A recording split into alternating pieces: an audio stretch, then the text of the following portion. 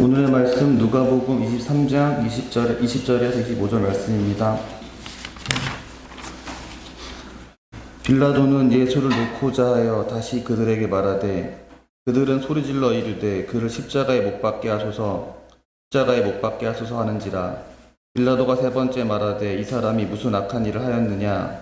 나는 그에게서 죽일 죄를 찾지 못하였나니 때려서 놓으리라 하니 그들이 큰 소리로 재촉하여 십자가에 못 박기를 구하니 그들의 소리가 이긴지라. 이에 빌라도가 그들이 구하는 대로 하기를 언도하고 그들이 요구하는 자 곧 밀란과 살인으로 말미암아 옥에 갇힌 자를 놓아주고 예수는 넘겨주어 그들의 뜻대로 하게 하니라.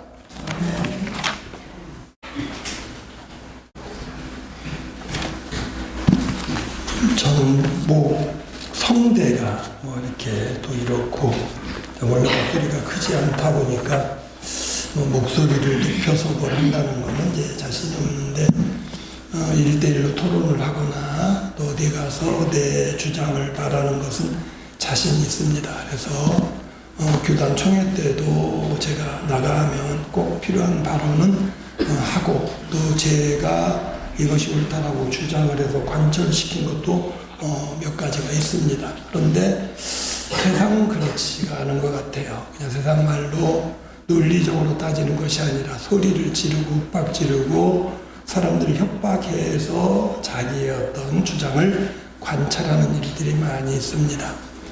요즘은 이제 차마다 블랙박스가 있어가지고 그런 일이 거의 없는 걸로 아는데요. 예전에는 이렇게 접촉사고가 나면 흔한 말로 누가 이겨요? 목소리 큰 사람이 이긴다. 그래가지고 먼저 소리를 높이고 이러는데 제가 기억나는 게 요즘 잘 안 나옵니다만은 우리 교회 박찬배 집사님이라고 기아자동차 대리점을 합니다. 저는 계속 우리 교회 집사님이라 차 바꿀 때마다 기아차를 이용하고 있는데 그분이 지금 타고 있는 차를 이제 구입할 때에 원래 이제 블랙박스가 붙어 나오지 않는 건데 이제 본인이 서비스로 붙여줬습니다. 그리고 이제 이야기하기를 목사님 혹시 접촉사고 나도요 목사님 말할 필요도 없어요. 여기에다 되니까 목소리 높일 필요도 없고 따질 필요도 없습니다. 이렇게 이야기를 하는 거 보면서 이 블랙박스라는 게 이제 증거가 되니까 누가 목소리 크다고 해서 이기는 게 아니다 하는 그런 생각을 했습니다. 사실은 시대가 바뀌었습니다. 목소리 크다고 해서 이기는 시대가 아닌데 제가 오늘 본문 말씀 잡은 게 늘 지금 마음 가운데 걸리는 게 우리 사회가 지금 너무나 시끄럽습니다. 목소리를 높이고 그 목소리를 커야 이기는 줄 알고 서로 막 주장을 하고 있는 가운데에 성경을 보니까 2000년 전에도 그랬어요. 오늘 말씀 제목이 그들의 소리가 이긴지라 이렇게 되어 있는데요. 오늘 23절 20절부터 봤습니다마는 20절 말씀에 먼저 그렇게 21절 말씀에 그렇게 나옵니다. 빌라도 법정에서 유대인들이 소리질러 이르되 이렇게 시작을 합니다. 소리를 지르는 거예요. 누가 앞에서요? 빌라도라는 총독, 그 사람이 재판관으로 있는데 그들 앞에 그 앞에서 소리를 지른 겁니다. 그러다 보니까 결과가 뭐였냐면 23절 말씀 그들의 소리가 이긴지라 이렇게 되어 있습니다. 소리가 이겼다는 겁니다. 성경에 보면 소리가 이긴 전쟁이 있습니다. 뭡니까? 여리고성이요. 하나님께서 이스라엘 백성들에게 여리고성을 하루에 한 바퀴씩 엿새 동안 돌고 일곱째 날 7바퀴 돌라고 그랬습니다.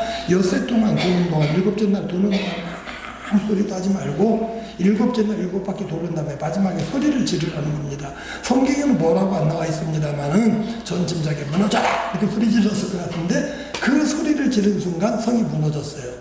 근데 사실은요 소리 질러서 무너진 게 아닙니다. 왜요? 믿음으로 무너뜨린 겁니다. 하나님의 약속의 말씀 그대로 믿고 있다가 한 번에 그냥 온 백성들이 힘을 모아서 소리 지르니까 옛날에 그런 실험 많이 했는데요. 이게 우리가 말을 하면 이 공기에 이게 진동에 의해서 귀에 들어가서 그게 울려가지고 듣는다는 겁니다.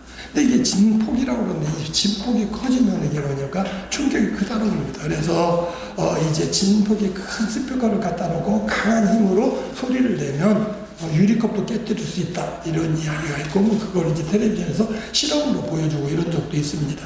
분명한 것은요 그렇게 소리를 크게 해가지고 그 소리가 커서 백성들이 이제 빌라도를 이겼다는 그런 말은 아닙니다.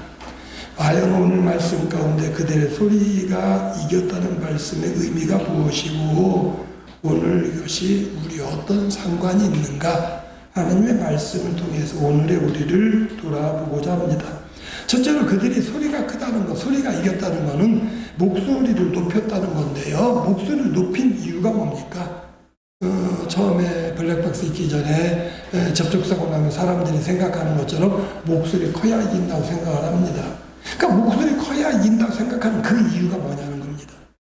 논리로 또 진리로는 이길 수 없기에 차분차분히 이야기해서 따지는 그 논리에 자신이 없으니까 어떤 것은 소리를 지르는 겁니다.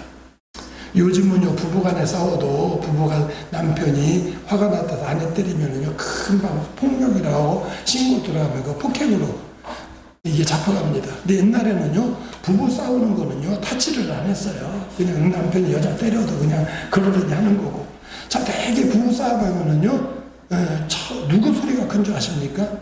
여자 소리가 커요. 여자 소리가 커지는 이유가 뭐냐면, 처음에는 논리로 이야기하는 겁니다. 여자가 따지는데 남자는 논리로 못 따납니다. 논리로 못 따르니까 뭡니까? 육체의 힘으로 하는 겁니다. 폭력을 쓰는 겁니다. 그러니까 이제 남자가 육체 폭력을 쓰면 억울하니까 폭력으로 같이 못하니까 소리를 질러가지고 막 소리 지릅니다. 옛날에 그런 거 많이 주변에서 못 보셨습니까? 뭐라고 소리 지르니까? 죽여. 저도 어릴 때 많이 들어서 죽여. 그럼 저 어릴 때 정말 그 집에 살인사건 나는 줄 알았어요. 근데 그 다음날 보니까 서로 웃더라고요, 또. 근데 그게 뭐냐면, 내가 소리를 높여서 상대방 어떤 면에서는요, 주눅들게 만드는 건데, 힘으로 안 되니까. 근데 어떻게 보면 이 죽이라는 소리, 사실은 논리로 따지면 되는데, 남자는 논리가 안 당하니까 자기 폭력으로 하고, 그러니까 거기에 맞서기 위해서 소리 지르는 건데, 시대 사람들이 자기의 논리로 조리게 바라는 게 아니라, 목소리로 폭력을 쓰는 겁니다. 목소리를 높여가지고 진리를 가리려고 하는데 진리는 다수 또 대중이 소리 질러서 드러내게 하는 게 아닙니다. 진리는 차분히 듣고 생각해보고 따져보고 그걸 판단하는 가운데 깨달을 수 있는 겁니다. 오늘 새벽에 요한복음 8장부터 봤습니다. 요한복음 8장 딱 보는데 나오는 게 뭐냐면 진리에 대해서 말씀하는 겁니다. 예수님께서 이제 말씀하시기를 31절 32절에 너희가 내 말에 거하면 참으로 내 제자가 되고 진리를 알지니 진리가 너희를 자유롭게 하리라.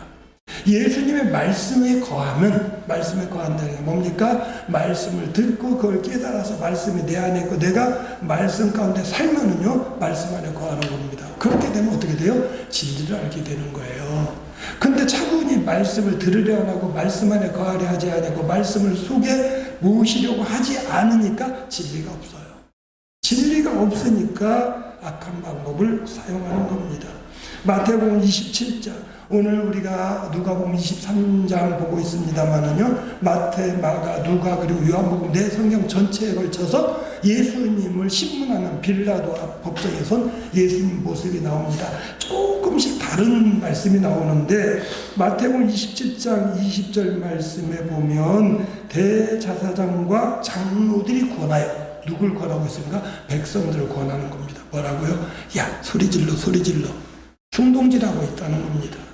되게 악한 자들이요, 자기 뜻을 관철하기 위해서 이 불량배들, 악한 사람들, 못된 사람들 충돌질 해가지고 소리 지르게 만드는 겁니다.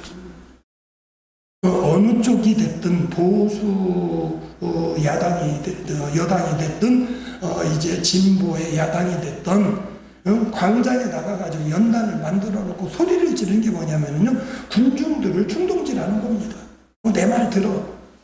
진리가 거기에 있으니까 내 말 들으라 소리 질러가지고 백성들이 그 자리에 앉아있는 사람들이 차분하게 생각해보고 이 말이 맞다 이러는 게 아니라 그 분위기에 끌려가지고 무엇이 옳은지도 모르고 그러다가 뭐 마음에 안 들면 몰려가가지고 폭력을 행사하고, 이게 뭐냐면요, 무지한 백성들을 충동질하는 건데 누가 하면 악한 자들이 자기의 어떤 주장을 관철하기 위해서 논리나 진리를 가리기 위해서 충동질하는 겁니다.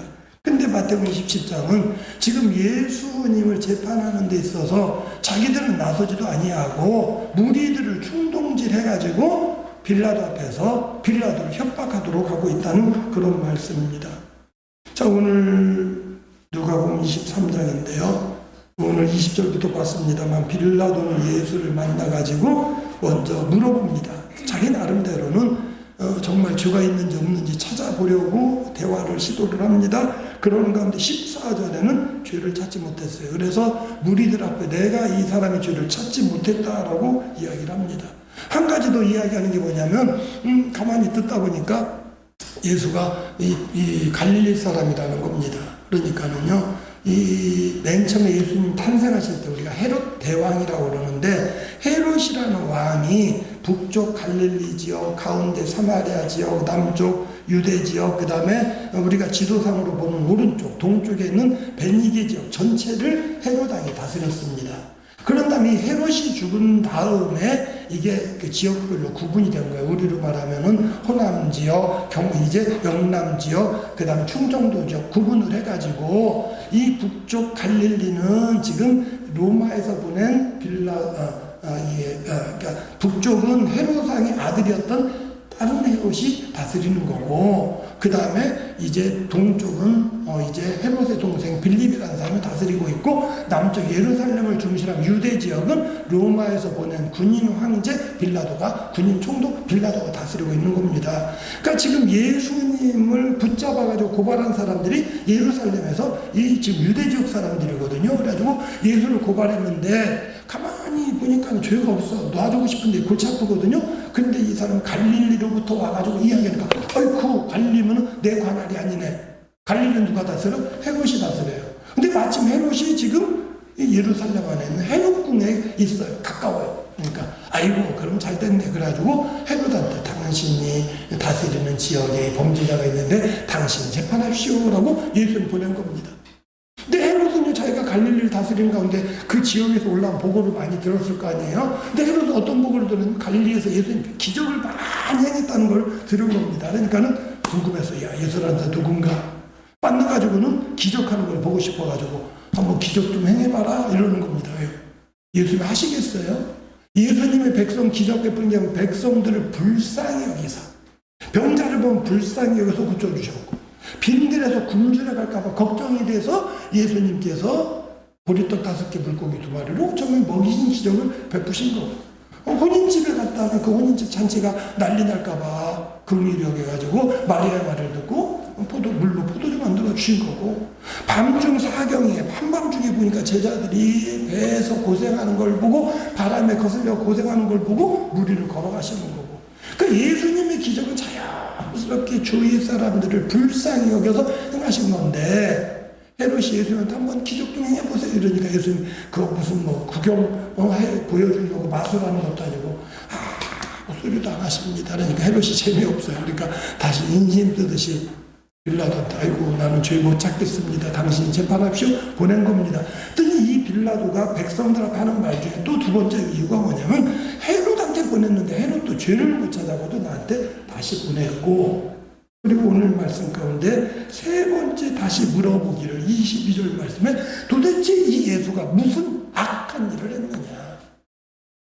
고발하고 잡아올 때는 악한 일을 했기 때문에 고발해야 되는데 물어봐요. 아니, 도대체 무슨 악한 일을 했어? 라고 물어보고 있는 겁니다. 그런데 정말로 자기들이 예수를 죽일 죄가 있다고 생각을 하면 논리적으로 무슨 죽일 죄가 있습니다라고 이야기를 하는데, 그런 말을 하지 아니하고 더욱 소리 질러서 말하기를 그를 십자가에 못 박으소서라고 하고 있다는 겁니다. 소리 지른 이유가 뭡니까? 목소리가 커야 이긴다고 생각을 하는데 그 이유는 논리로 안 되니까 진리를 가리기 위해서 소리 지르고 있는 겁니다.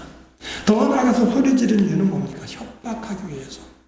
되게 협박하는 사람들이 소리를 크게 합니다. 위협하기 위해서. 폭력배들이, 우리가 영화 보면 실제는 그런 일 보면 큰일이죠. 식당에 찾아와가지고 손님들 쫓아내서 막 일부러 그릇을 탁탁 떠들고 침을 탁탁 뱉고 소리 지르고 무서워 손님들 다 가요. 쫓아내기 위해서. 사람들을 무섭게 하기 위해서, 협박하기 위해서 소리를 지르는데, 이 다수의 군중이 빌라도를 협박하고 있는 겁니다. 빌라도를 총독이라는 사람은 총독이에요. 다스리는 사람이에요. 뭐 어떻게 협박을 받습니까? 요한복음 19장 뭐 구체적인 이유가 있습니다. 이 사람이 총독이라는 건 뭐냐면 자기가 왕은 아니에요. 왕이 보낸 겁니다. 저도 이 총독이란 말이 어릴 때 이해 안 되나 조금 커서 역사를 배우다 보니까 우리나라를 일본이 강제로 함락시키고 일본은 황제가 있어요. 그리고 우리나라를 다스리느라고 일본에서 군인 총독을 보냈어요. 그 총독이 처음에 왔던 사람이 누굽니까? 안중근 사회에서 저격당한 사람. 그러니까 우리는 그때는 이제 일본 이름 한자로 네 글자로 써서 우리는 한자 이름으로 배웠어요. 네 글자. 기억나요? 이등방. 요즘은 이제 일본 부르는 식으로 이토 히로부미. 그러니까 그 사람이 총독이에요. 그러니까 빌라도가 로마에서 보낸 사람이에요. 그럼 그 총독은 누구 말 들어요? 자기 황제 말을 듣는 겁니다. 그 황제가 원하는 게 뭐냐면 이 속국을 제대로 다스리는 거예요. 근데 이 속국을 다스리는데 여기서 반역하는 사람이 일어나가지고 그 나라에 나는 조선의 황제입니다 하는 사람이 있는데 내버려 두면은 그 총독은 뭐가 돼요? 반역자를 내버려 두는 거거든요. 그것처럼 예수님이 실제적으로는 이 땅에 다스리는 왕이라고는 안 했어요. 빌라도가 묻는 가운데 분명히 말합니다. 유대인들이 이제 예수님이 자칭 왕이라고 하는 사람입니다. 그랬더니 예수님한테 빌라도가 네가 왕이냐? 그랬더니 네가 말하였도다. 빌라도가 네가 왕이냐? 근데 분명 네가 말하였도다. 그러나 내 나라는 여기에 속한 것이 아니니라 이렇게 말했어요. 예수님은 왕이시지만 이 땅 위에 로마 정복을 대항하는 그런 정부를 세우기 위해서 오신 왕이 아니라 하느님 나라의 왕이시거든요. 그러니까 빌라도를 그 이해를 했어요. 그러니까 내가 이 사람이 죄 지은 거 찾지 못하겠나 이랬는데 백성들은 말로 협박하는 게 뭐냐면 왕이라고 그러는데 내버려 두면 당신은 로마 황제의 충신이 아닙니다. 요한복음 19장에는 가이사를 반역하는 가이사라고 되어 있는데 그게 이제 우리말로 하면 그 당시에는 황제를 가이사라고 불렀어요. 영어 성경은 시저, 줄리어스 시저인데 그 시저는 가이사랑 같은 말로 쓰이는데 그게 지금 황제입니다. 우리가 이 구약 성경에 이제 창세기를 보면 애굽의 왕 바로라고 했는데 이 바로가 파라오가 그러니까 그 당시에 이집트 황제를 호칭하는 호칭이거든요. 그러니까 왕이라고 자칭 왕이라는 사람이 있는데 이 사람 내버려두면 당신은 충신 아니에요. 우리가 고발하면 당신은 총독자리 물러 쫓겨나. 이게 협박을 하고 있는 겁니다. 그러니까 빌라도 그 협박을 들었어요. 마태복음 27장 24절에도 이 소리가 커가지고 밀란이 일어나는 것을 보고 이러다가 반란이 일어나는 거 아닌가? 빌라도가 협박을 받은 겁니다. 요즘 제가 뉴스를 통해서 접하다 보면 막 답답한 게 하나가 뭐냐면은 협박하는 가운데 한쪽에서는 대통령 탄핵시키면은 밀란이 일어날 거다. 우리나라가 이제 두쪽날 거다. 그리고 한쪽에서는 탄핵 안 시키면은 나라가 이제 큰일 난다고 서로 협박해요. 아유, 백성들이 엄밀히 말하면은요, 그 협박에 넘어가서는 안 돼요. 재판소에 맡기고 만일에 우리가 각자가 원하지 않는 결과가 나온다 할지라도 국민들은 거기에 흔들리면 안 돼요. 나라가 국권이 서기 위해서는 국민들이 흔들리지 말아야 되는 겁니다. 만일에 그들이 협박하는 대로 된다면 사람들이 겁을 먹는다면 성경에 나온 것처럼 소리가 열리는 겁니다. 그 군중들은 그 당시 군중들은 빌라도를 협박했지만 지금 정치적으로 협박하는 사람들은 이 일반 대부분의 평범한 우리 국민들을 협박하고 있는 겁니다. 그 협박하는 것은 뭡니까? 결국 그걸 통해서 자기들의 뜻을 관철시키려는 겁니다. 오늘 본문에도 누가복음 23장 22절에도 보면 빌라도는 가능하면 예수님이 자기가 볼 때 죄가 없으니까 놓아주려고 시도를 합니다. 그래서 타협을 시도합니다. 야, 그러면 내가 예수 내 생각 죄는 없지만 그래도 몇 대 때려가지고 옛날엔 죄수들 때리고 때려가지고 내보낼 텐데 그래도 될까? 묻습니다. 마태복음 27장 20절에 직접적으로 내가 어떻게 하랴? 이렇게 물어봅니다. 그런데 어떻게 하랴 물어봤던 때려서 놓아주려 하던 이들이 일방적으로 소리 지르는 건 뭐냐면은 십자가에 못 박혀야 하겠나이다. 죽일 죄가 없다고 그러는데도 죽이라는 이야기입니다. 세상에 악한 게 뭐냐면은요, 정말 그 사람이 악해서 죽일 죄가 있어서 죽이는 게 아니라 죽일 죄가 없음에도 불구하고 정치적으로 나하고 맞지 않으니까, 어떤 면에서 내 뜻을 방해하니까, 내 앞길을 막으니까, 내가 나간 데 있어서 방해가 되니까 은밀한 가운데 죽이기도 하고 다수 군중들이 소리를 질러서 죽이려고 시도하기도 하는 것입니다. 23절 말씀에 십자가에 못 박기를 구하니 이렇게 되어 있습니다. 결국 그들의 소리가 이긴지라 예수를 십자가에 못 박으로 내어준 겁니다. 진리에 대해서 대적했고 결국 소리가 이겼기 때문에 예수님은 십자가를 지게 되신 겁니다. 그 책임이 누구에게 있습니까? 누가복음 23장 14절에 보면 분명히 빌라도가 예수의 죄를 찾지 못했다고 그랬습니다. 마태복음 27장 19절에는 한 가지 더 나옵니다. 빌라도의 아내가 직접 이게 재판소에 가지 않냐고, 그래도 지혜로운 여자 같아 사람을 보내가지고 은밀하게 이야기를 합니다. 여보, 내가 어제 밤에 꿈을 꿨는데 그 사람을 내가 굉장히 많이 힘들었는데 그 사람 옳은 사람 같아요. 그 사람 옳은 사람의 재판에 관여하지 마세요. 관여하지 말라고 재판하지 말라는 이야기가 아니라 정죄하지 말라는 그런 이야기입니다. 그리고 마태복음 27장 18절과 마가복음 15장 10절에는 분명하게 빌라도는 그들이 예수를 시기해서 넘겨준 줄 압니다. 이렇게 말되어 있습니다. 뭘 시기합니까? 유대인들의 종교 지도자들입니다. 대제사장, 서기관, 바리새인. 그들이 백성들을 신앙적으로 어떻게 보면 이끌어가고 있는데 예수님 오셔가지고 달라지는 겁니다. 자기들 말만이 율법이고 자기들 말이 법인데 예수님이 오셔가지고 달라지는 겁니다. 자기들은 어떤 면에서는 어떤 세력을 형성을 하고 죄인들을 구분하고 있는데 예수님은 죄인들과 함께하는 겁니다. 세리, 창기, 그들과 함께 식사도 하시고 그 다음에 죄인들이 나오는 가운데에 천국이 이런 자들의 것이니라 말씀하고, 처음에는 그들도 예수님이 능력 있는 선지자인 줄 알고 예수님 편하려고 그러는데 예수님이 오히려 서민들하고 세리, 창기, 죄인들하고 함께하니까는요, 사람들이 이렇게 친구의 친구는 친구예요. 예수님이 세리 창기들하고 친구인데 자기들이 예수님하고 친구가 되면 자기들도 세리 창기 친구가 될 수밖에, 그게 싫은 겁니다. 어떻게 보면 다 벽을 쌓아놓고 어떤 성을 쌓아놓고 우리의 성에 그들이 넘어온 걸 인정하지 않는 겁니다. 예수님이 그걸 무너뜨리려고 하니까 시기하고 질투하고, 그래서 예수님을 시기하고 질투하는 가운데에 빌라도를 넘겼는데 빌라도가 그걸 막는 겁니다. 알면서도 백성들이 협박을 하니까 넘어간 거예요. 이제 요한복음 27장 19절에는 분명하게 그렇게 되어 있습니다. 이제 빌라도가 그를 놓으려고 힘썼으나, 자기 나름대로 놓으려고 힘썼어요.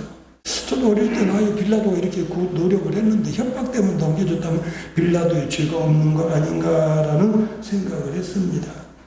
예수님께서 분명하게 말씀하십니다. 자, 요한복음 27장 10절에 보면 예수님을 놓고 예수님이 적극적으로 자신을 변명하지 않으니까 빌라도 말해요. 야, 내가 너를 놓아줄 권한도 있고 잡아줄 권세도 있는 걸, 십자가에 넘겨줄 권세도 있는 걸 알지 못하느냐. 무슨 말이냐 하면 결국은 권한이 누구에게 있어요? 빌라도에게 있어요. 유대인들이 예수님을 빌라도에게 데려온 이유가 뭡니까? 자기들이 분명히 말하는데 그 당시 로마가 전 세계, 그 당시 유럽을 지배한 가운데에 이제 유대 땅을 유대인들이 이렇게 통치하도록 권한을 줘서 그 일부 권한이 뭐냐면요, 내부적인 통치는 허락합니다. 그러나 결정적인 거, 사용은 그들의 마음대로 못해요. 그리고 외교의 권한이 없어요. 그 다음 제일 중요한 건 재정 권한이 없어요. 재정도 일부는 자치적으로 사용하지만 대부분은 걷어가지고 로마로 가져가는 겁니다. 일제시대 안 겪어본 사람들이 일본이 간혹 어떤 학자들은 일본이 우리나라를 근대화를 앞장서게 해주지 않았느냐. 정말 모르는 소리예요. 우리나라의 모든 것을 수탈해 갔어요. 군사나 발전한 게 막 우리나라 호남평야 수확한 쌀은 다 가져가고요. 우리나라 이제 해방 이후에 온 산이 벌거숭이 민둥산이었던 거 나이 드신 분 압니다. 비만 오면 산에서 빨간 물이 흘러. 왜요? 그들이 전부 다 나무로 해가지고 이제 마지막 여기 태평양 전쟁 때는요, 연료가 모자라니까 송진까지 긁어다가 나무까지 가자 전부 다 군함 연료로 때 우리나라 황폐하게 만든 겁니다. 로마 정부가 세리를 통해서 세금을 걷어가요.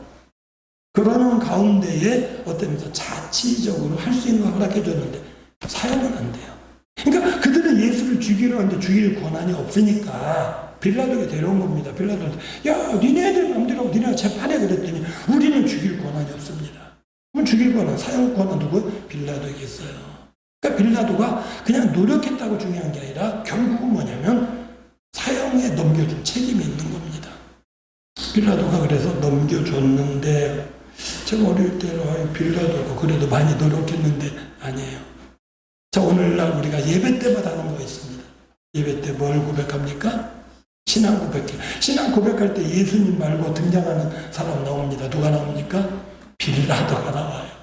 좋은 의미로 나오는 게 아니라 앞에 이름 풀네임으로 본디고 빌라도에게 고난을 받아 십자가에 못 박혀 죽으시고 그가 예수를 넘겨줘. 왜 넘겨줬습니까? 백성들의 그 소리에 져가지고 넘겨줬는데 그 책임을 모면하는 겁니다.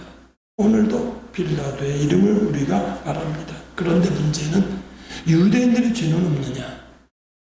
요한복음 19장 11절에 보면 빌라도의 고난을 말씀하시는 가운데 예수는 분명히 이렇게 말합니다.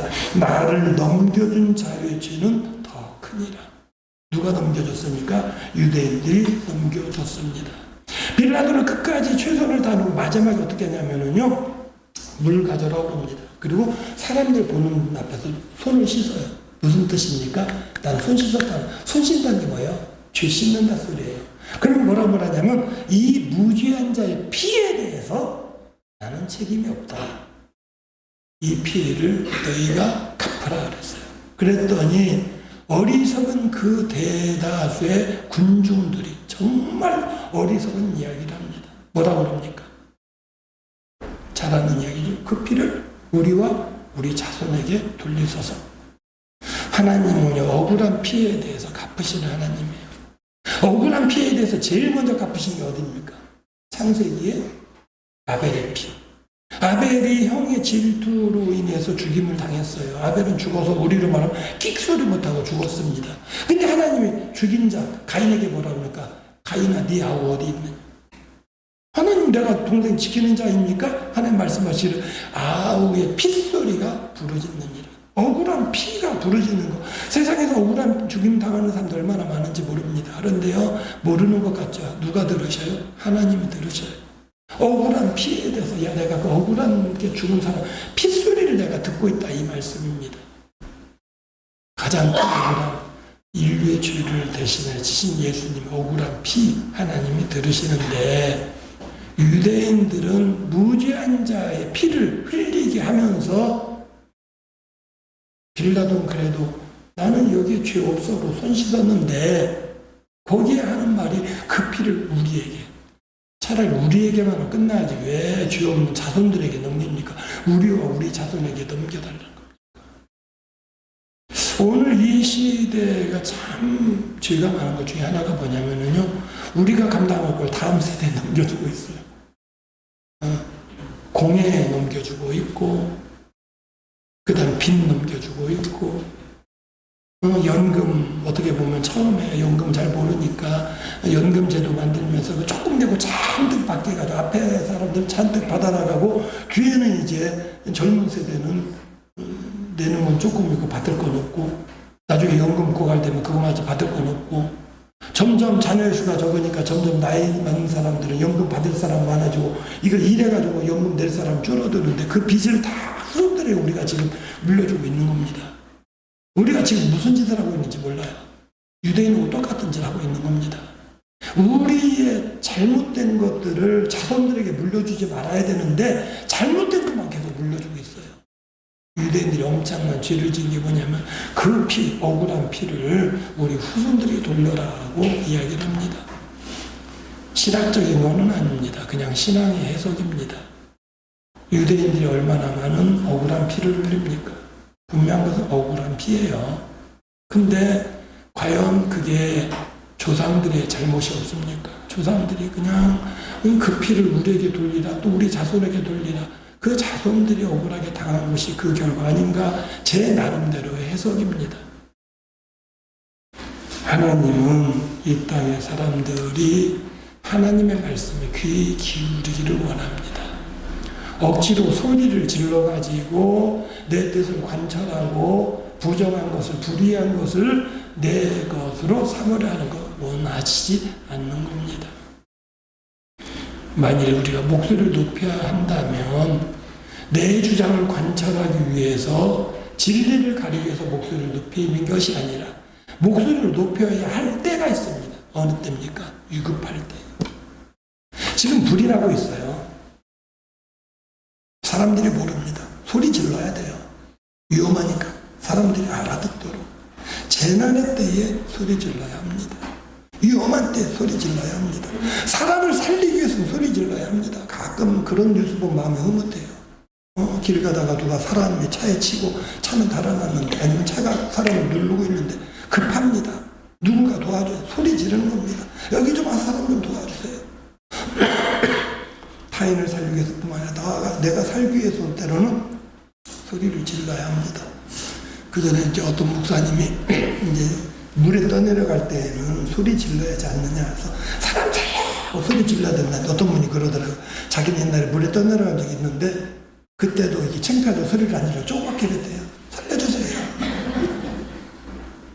근데 정말로 사람의 눈이 보이지 않는다면 보이도록 소리 지를 수밖에 없어요. 그러나 무엇보다 중요한 우리가 하나님 앞에 소리 지르는 겁니다. 시편 50편 15절 말씀에 환난 날에 나를 부르라. 내가 너를 건지리니 내가 나를 영화롭게 하리로다. 우리가 부르짖는다면, 소리를 지른다면 내 뜻을 관찰하기 위해서 사람들 앞에 떠드는 게 아니라 어디서 떠도 하나님 앞에서 부르짖으세요.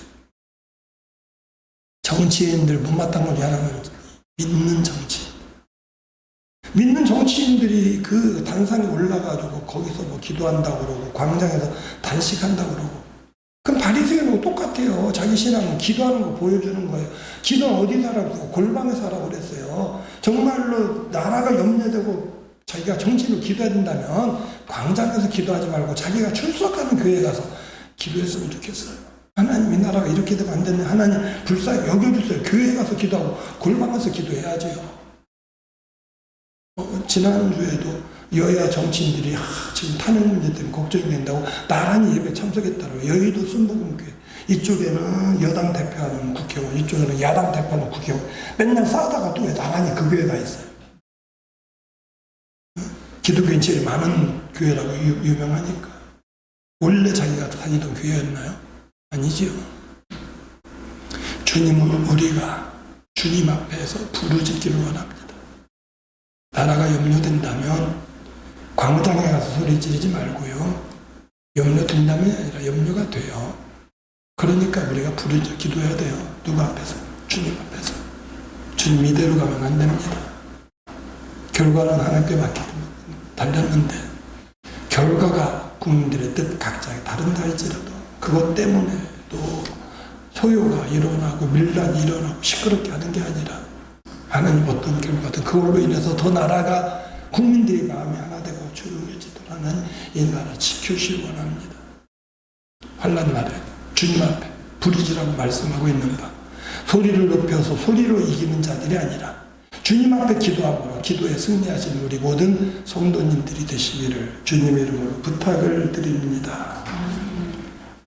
이 민족을 긍휼히 여기시고 이 나라를 환난 가운데서 건져 주시기를 원합니다. 예수님을 십자가 못 박을 때 유대인들이 소리 지르는 가운데 그 소리가 이겼다고 하지만 오히려 그 결과는 그 후손들이 아버지 하나님 죄 없는 핏값을 치르게 된 줄로 압니다. 하나님, 우리가 우리의 다음 세대에 이 땅의 지향을 물려주지 아니하도록 하나님 앞에 나 부르짖어 기도하는 자들이 되게 하시되 정치 혼란을 막아주시고 경제적 어려움에서 벗어나게 하시고 우리 후손들이 세대 악한 가운데서 벗어날 수 있도록 부르짖어 기도하는 우리 성도들 되게 하여 주시옵소서. 예수님의 이름으로 기도드리옵나이다. 아멘.